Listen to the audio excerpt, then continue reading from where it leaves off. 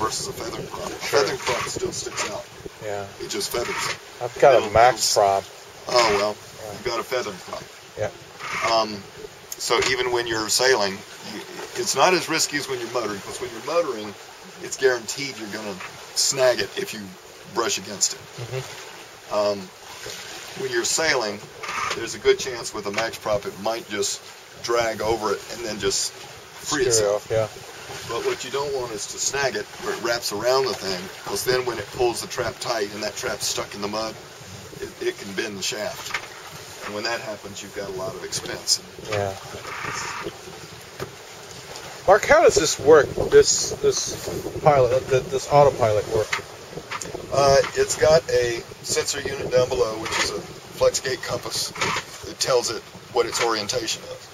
And so it's got this little brain. This is the main control that comes with it.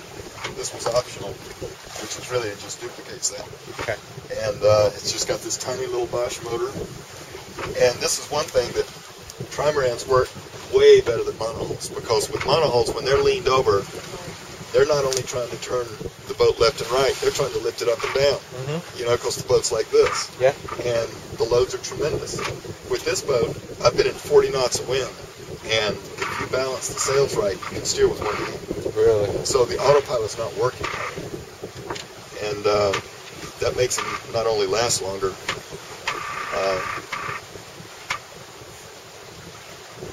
it makes them use way less current.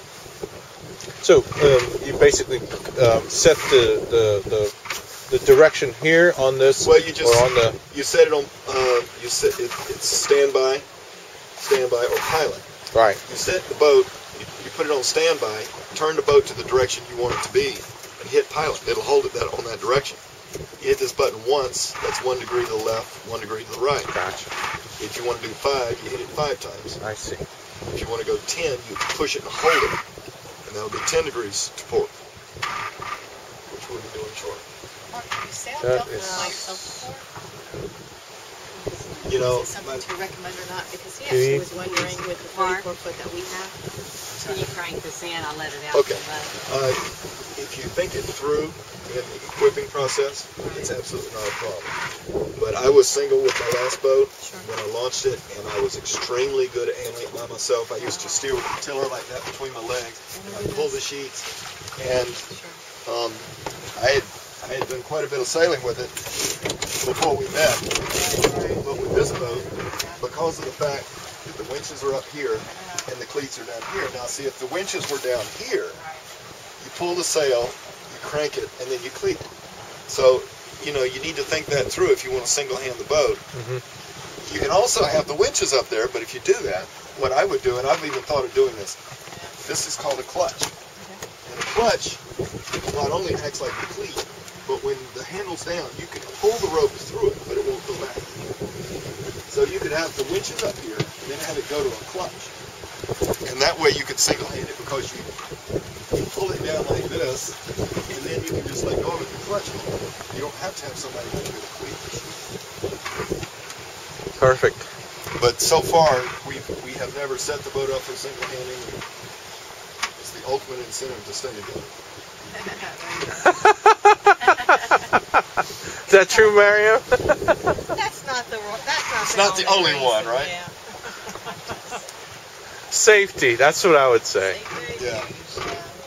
Actually, Mariam's done so much on this boat. She did all of the canvas work except for the enclosure. But she's done the curtains and the cushions and the connecting pieces and just little bits and pieces of her work all over the boat.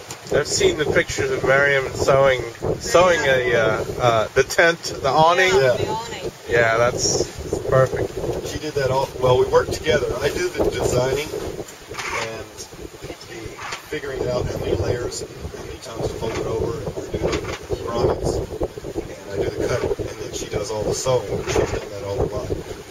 We need to come up with something for ours, tent-wise. Well, Yeah, I like this space here because I often wonder if I'm short, so if I'm behind the wheel, I'm not going to be able to see this letters. I'm going to get used to that. you need to be able to look over it, because when the conditions are good, you can see over that. And sometimes if I'm standing watch I mean, when you're out in the ocean and it's blowing 30 above, the ocean is fine if you're going to windward. It's not at all bad if you're going anything beyond the beach. But going to windward, it's violent. So you get under that dodger and you wedge yourself in, and you just sort of suffer through it. And in that case, I'll get down under the dodger, but if the visibility is so bad, it's either nighttime and there's mist all over the thing, at least once every 5 minutes, you need to stand up. You need to look around really careful for ships and other boats. Because in the kind of places I've been, and I've gotten arguments with people on the cruises forum, and I don't even talk to people other than sea runners and watchers and irritating me. But all over the Caribbean, all over the Bahamas, even 500 miles out at sea, you can see another sailboat at any given time. There's a lot of traffic. Yeah. And the little tiny masthead light on a sailboat, if you're just a little bit woozy and you're tired and you've been standing watch, I've seen one go by within 100 feet and go, oh. And, yeah. That's how close it had to get before I saw it, because his batteries are low. Or freighters, or Well, freighters you can see, but there's a lot of boats out there that are illegal. There's ships that are Liberian registry, and they're running with no lights on. Yeah. So anyway, you need to be able to look around. When we use the connecting piece that's plastic, it's only in very short periods of time in really violent spray conditions, and even then.